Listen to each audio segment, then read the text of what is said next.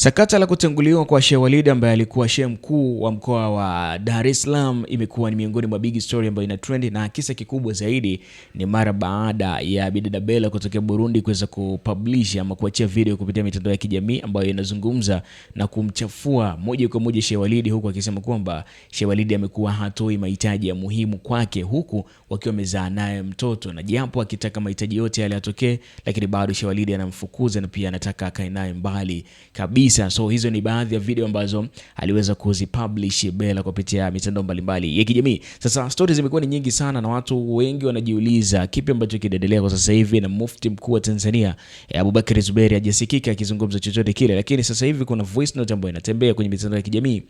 watu wakisema kwamba huyo ni Sheikh Abubakar Zuberi, lakini bado wengine wakisema kwamba hiyo sio sauti yake. Mimi nitakuwekea sauti yake, utaisikiliza and then utaniambia huyo ni Abubakar Zuberi mwenyewe, imam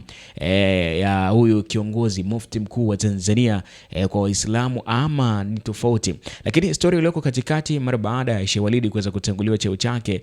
stories zilikuwa ni nyingi sana, huku wengi wakipeleka lawama moja kwa moja kwa Bella, mwanamke ambaye anasadikika kuwa ameweza kuzaa na Sheikh Walid, lakini pia lawama zingine zimepelekwa moja kwa moja kwa BAKWATA, Baraza la Waislamu Tanzania, baada ya kile kitendo ambacho waliweza kukifanya.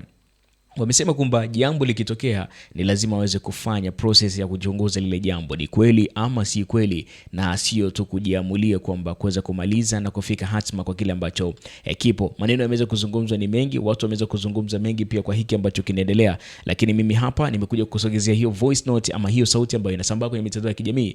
wakidai kwamba baadhi ya watu wamesema kwamba moja kwa moja huyo ni Sheikh Abubakar Zuberi ambaye ni mufti mkuu wa Tanzania, lakini wako wengine wanaosema kwamba huyo sio Abubakar Zuberi bali ni voice tu, ni sauti ambayo ipo na pia inaendelea